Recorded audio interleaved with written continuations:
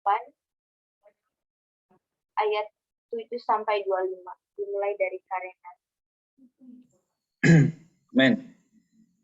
Roma pasal 8 ayat 7 sampai 25 ya. Oke, ayat 7 berkata, sebab keinginan daging adalah perseteruan terhadap Allah, karena keinginan itu tidak takluk kepada hukum Allah. Hal ini memang tidak mungkin baginya.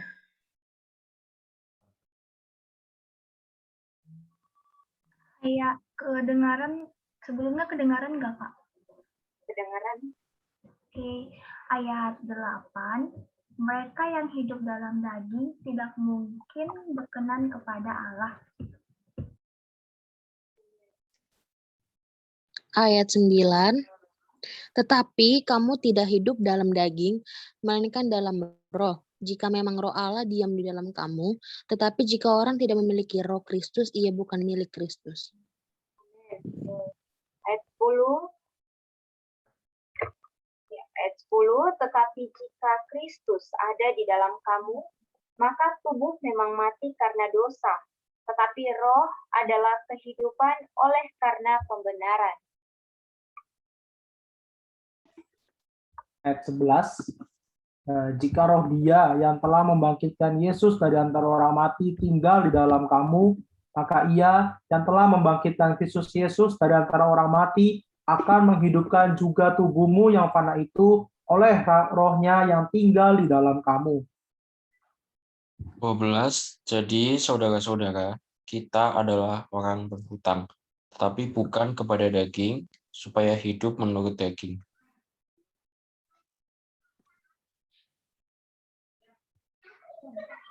Ayat 13.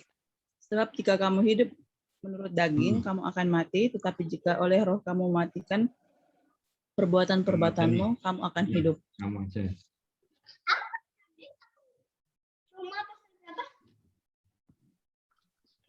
Sebentar, sekarang 14. Roma pasal 8 ayat 14 ya.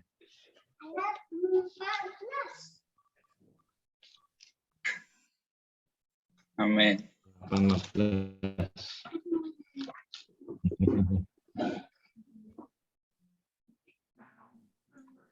Semua orang yang dipimpin roh Allah adalah anak Allah. Amin. Haleluya. Oke, lanjut saya. Sebab kamu tidak menerima roh perbudakan yang membuat kamu menjadi takut lagi, tapi kamu telah menerima roh yang menjadikan kamu anak Allah. Oleh roh itu kita berseru, ya Aba, ya Bapa.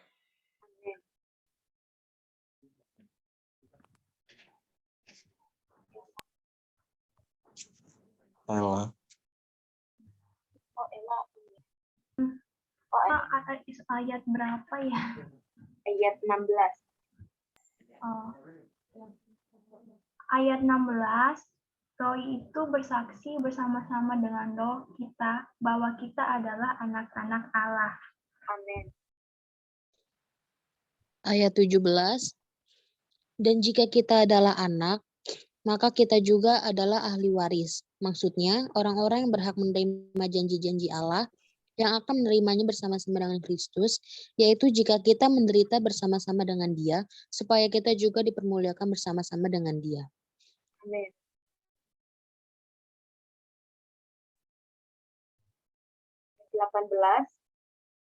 Sebab aku yakin bahwa penderitaan zaman sekarang ini tidak dapat dibandingkan dengan kemuliaan yang akan dinyatakan kepada kita.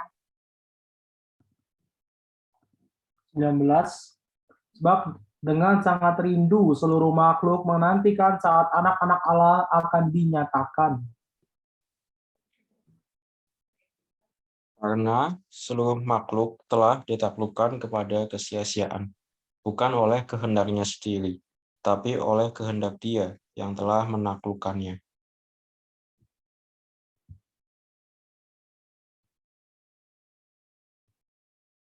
Ayat 21, Selsin. Roma 8 ayat 21, tetapi dalam pengharapan karena makhluk itu sendiri juga akan dimerdekakan dari perbuatan kebinasaan dan masuk ke dalam kemerdekaan kemuliaan anak-anak Allah. Sebab ketika tahun bahwa sampai sekarang segala makhluk sama-sama mengeluh dan sama-sama merasa sakit berbelas din. Amin. Amin. Amin. Amin. Bukan hanya mereka saja, tapi kita yang telah menerima karunia sulung roh, kita juga mengeluh dalam hati kita sambil menantikan pengangkatan sebagai anak, yaitu pembebasan tubuh kita. Amin. Sebab kita diselamatkan dalam pengharapan, tetapi pengharapan yang dilihat bukan pengharapan lagi. Sebab bagaimana orang masih mengharapkan apa yang dilihatnya. Ayat 25. Tetapi jika kita mengharapkan apa yang tidak kita lihat, maka kita menantikannya dengan tekun, demikian firman Tuhan. Amin. Puji Tuhan.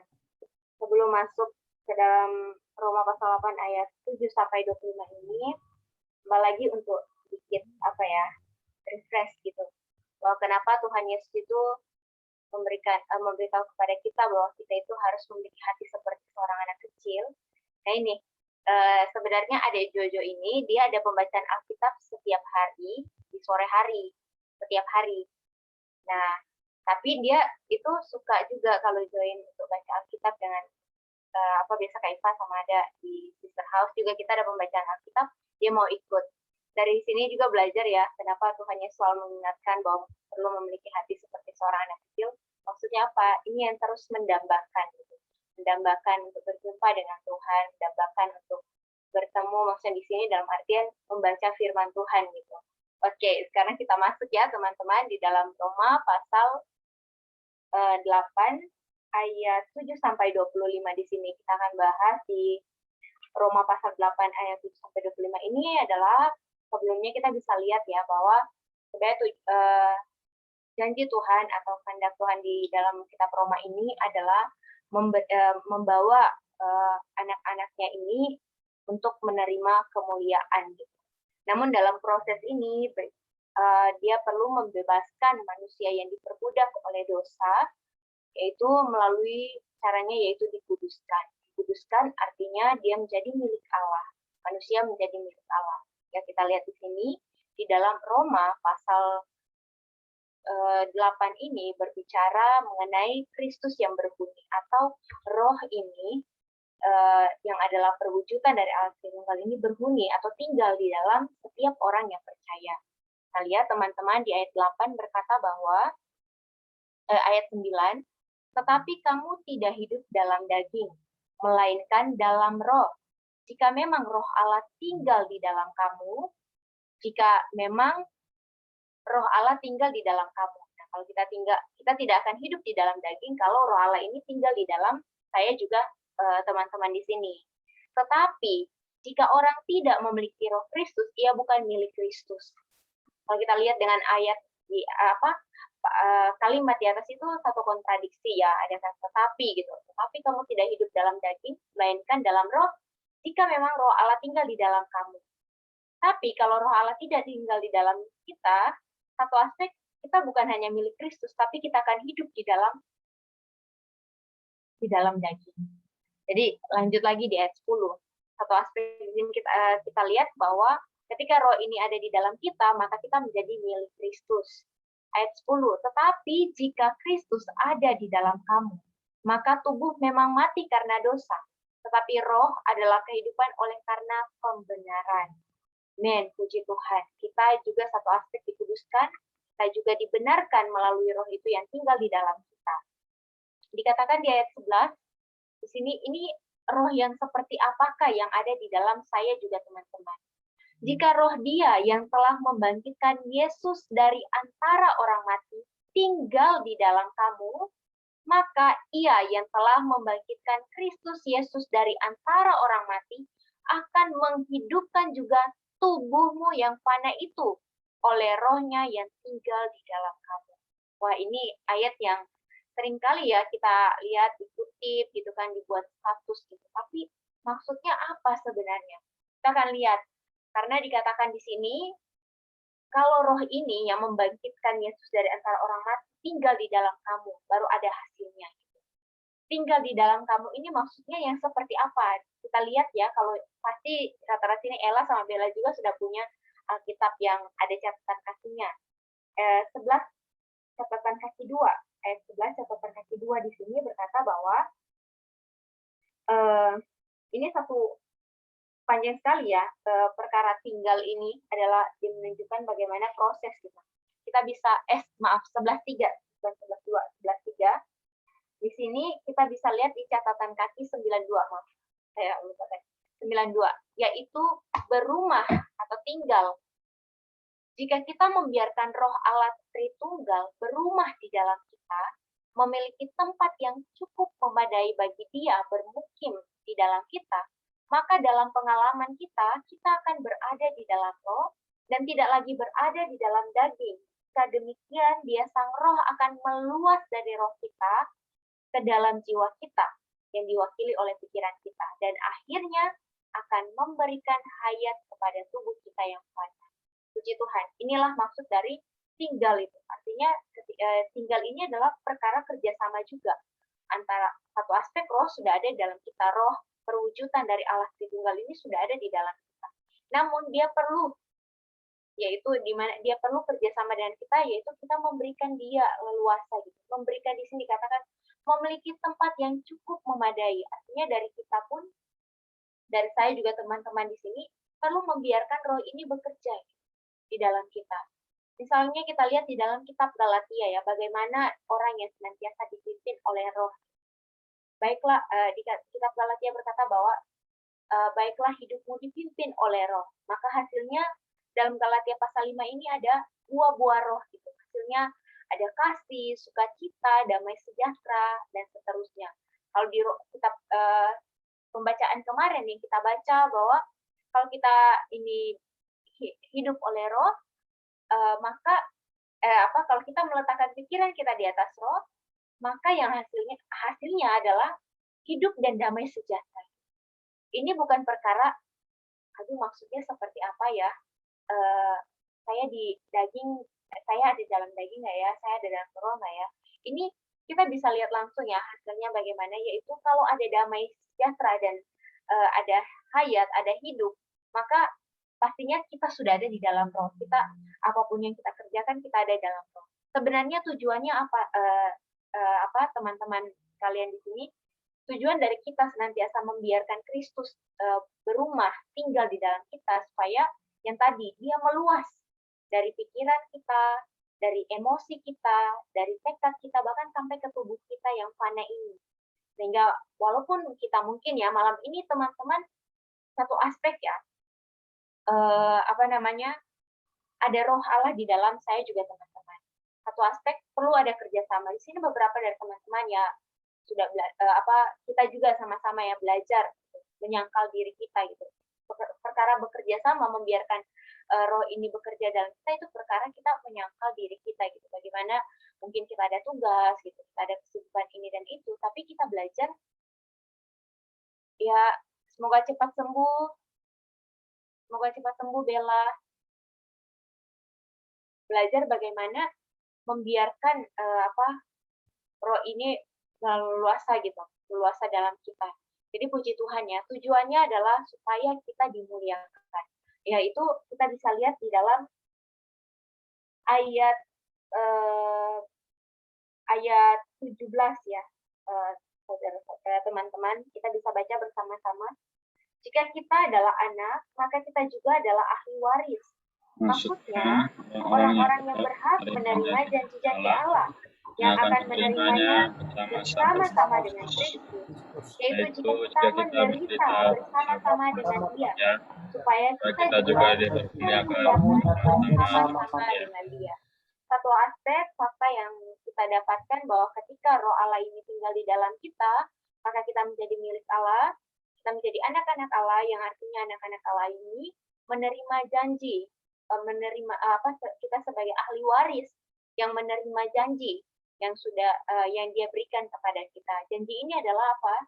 Janji untuk dimuliakan bersama-sama dengan Dia, dimuliakan bersama-sama dengan Kristus. Dan ini bukanlah perkara yang ya hari ini saya sudah terima roh Allah sudah cukup gitu. Tidak ya, tapi di sini ada jalannya, itu jika kita menderita bersama-sama dengan Dia. Jadi satu aspek, roh Allah sudah ada dalam kita membiarkan Dia meluasa, menyebar gitu dari roh kita dan sampai meluas di jiwa kita sampai terekspresi di dalam tubuh melalui tubuh kita itu. Namun jalannya juga adalah melalui menderita bersama-sama dengan Dia. Bagaimana menderita ini mungkin sekarang ya kita tidak berdarah-darah gitu seperti rasul-rasul alami gitu ya, mereka harus mati martir. Tetapi di sini menderita, bagaimana kita ini kehilangan gitu kesukaan kita, diri kita, ya kayak tadi dijelaskan gitu. Untuk supaya kita hari ke hari gitu mencapai ini, yaitu bagaimana menyangkal diri kita, membiarkan Tuhan yang memimpin kita, apa yang menjadi kesukaan Tuhan, itulah yang menjadi kesukaan kita, itulah yang menjadi kehendak kita, itulah yang menjadi apa yang akan kita kerjakan. Amin, puji Tuhan. Ada pertanyaan atau tambahan dari kakak-kakak? Silakan.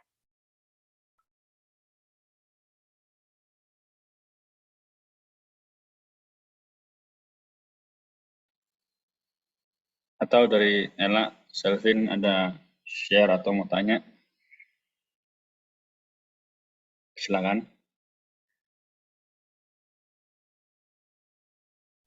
Baik, kalau belum ada mungkin saya tambahin sedikit ya. Jadi kita baca tadi sampai ayat 25. Ketika kita melihat di dalam ayat yang ke-24 dan 25 kan berkata di situ, sebab kita diselamatkan dalam pengharapan. Tapi pengharapan yang dilihat bukan pengharapan lagi, sebab bagaimana orang masih mengharapkan apa yang dilihatnya. Tapi jika kita mengharapkan apa yang tidak kita lihat, kita menantikannya dengan tekun. Memang untuk menantikan Tuhan ini nggak datang-datang sulit ya. Apalagi kita mesti menghadapi banyak rintangan, cobaan, tantangan, dan sebagainya. Membawa kita semakin hari semakin juga mengalami namanya krisis iman mungkin ya. Membuat manusia kembali merasa, kan Tuhan nggak datang-datang ya. Saya bolehlah ya kendur sedikit demi sedikit. Nah, tapi ketika kita mengalami itu, maka kita tidak bisa lagi menderita bersama-sama dengan Kristus. Karena ya kalau kita pikir lagi, sebenarnya Tuhan 2000 tahun lalu Dia mati di kayu salib itu juga ya bukan perkara yang sepele ya. Ya, Dia mencurahkan darah dan air ya supaya kita juga bisa dipermuliakan bersama-sama dengan Dia. Namun perkara dipermuliakan ini seringkali menjadi kontroversi antara kitanya yang dimuliakan atau Tuhannya yang dimuliakan karena kita hidup oleh Dia gitu kan.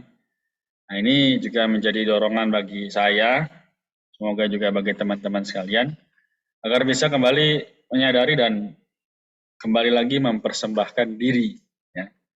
Nanti kita akan baca, Rasul Paulus bicara dalam Roma pasal 12, nah itu saudara, persembahkanlah tubuhmu sebagai persembahan yang hidup. Kan? Artinya apa sih? Nanti ya kita harus menyadari bahwa kalau hari ini kita bisa hidup oleh karena kasih karunia Tuhan, maka seharusnya ya kita hidup untuk Tuhan gitu. Tapi 24 jam yang kita punya setiap hari terkadang kita rasa kurang. Karena terlalu banyak loot yang kita gunakan. Tapi kalau kita 24 jam, kita luangkan waktu lebih banyak untuk perkara Tuhan, pasti ya kita akan puas. Puas di dalam Kristus, puas oleh Kristus. Jadi ini secara singkat yang bisa saya bagikan. Semoga ya teman-teman juga kembali menyadari pentingnya kita hidup kudus dan hidup tinggal oleh Kristus. Amin. Puji Tuhan.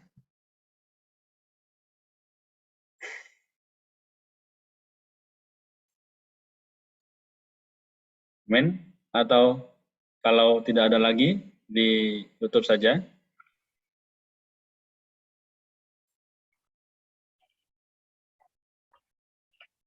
Baik, karena sudah tidak ada lagi pertanyaan, berarti sudah jelas hari ini yaitu kita bersama-sama menderita bagi Kristus ya, bukan menderita di sini menderita yang seperti mencari-cari penderitaan gitu. Kemudian yaitu yang tadi karena bilang perkara kita dimuliakan bersama-sama dengan Kristus itu tidak kelihatan secara fisik sekarang, tapi inilah yang membuat kita yang tadi katakan bahwa kita perlu bertekun di dalam dengan setia menantikan kita hidup bukan apa yang kelihatan, tapi apa yang tidak kelihatan. Ayat-ayat selanjutnya. Dan puji Tuhan, dan kita akan tutup sesi kita malam hari ini. Boleh minta kesediaan Kak Danis untuk tadi Kak Danis sudah perkenalkan diri belum ya? Belum, Kak. Oh, belum. Oke, baik. Kak Danis boleh perkenalan diri dulu. Di sini ada Ella dan Selvin. Supaya tidak kaget, ini siapa ya? Oke, baik, Kak. Amin. Halo, perkenalkan, saya Danis. Ini saya pertama kali juga ikutan Bible for Youth di Depok ya buat malam ini. Dan rencananya saya akan membantu juga pelayanan di sini, menggantikan Kak Renat ya. Amin. Salam kenal semuanya. Ella, Selvin. Amin. Amin. Baik, sebenarnya Kak Danis masih ada lagi yang lain. Mungkin Kak Danis selama beberapa hari ke depan akan terus memperkenalkan diri kalau ada yang baru ya. Oke, jadi Kak Danis ini nanti akan bukan menggantikan, tapi melanjutkan pelayanan Kak Renat dan Kak Yoel di Depok. Tapi tenang saja, Kak Renat dan Kak Yoel tetap melayani. Amin, orang-orang muda. Amin, puji Tuhan, kita akan tutup sesi kita malam hari ini dipimpin oleh Kak Danis. Amin. Amin. Baik, mari kita berdoa. Tuhan Yesus, Tuhan, terima kasih padamu Tuhan malam hari ini. Kau kembali berbicara kepada kami Tuhan melalui pembacaan Alkitab kami. Tuhan, dapatkan kami Tuhan dalam penghidupan kami Tuhan. Oh, senantiasa kami selalu bertekun Tuhan dalam penderitaan-Mu. Kami juga mau damba Tuhan, kami memperhatikan apa yang tidak kelihatan. Itu bagaimana kami dapat dipermuliakan. Tuhan, rahmati hari demi hari kami. Kami juga mau konsisten Tuhan. Oh, membaca setiap firman-Mu setiap hari. Kami cinta padamu Tuhan.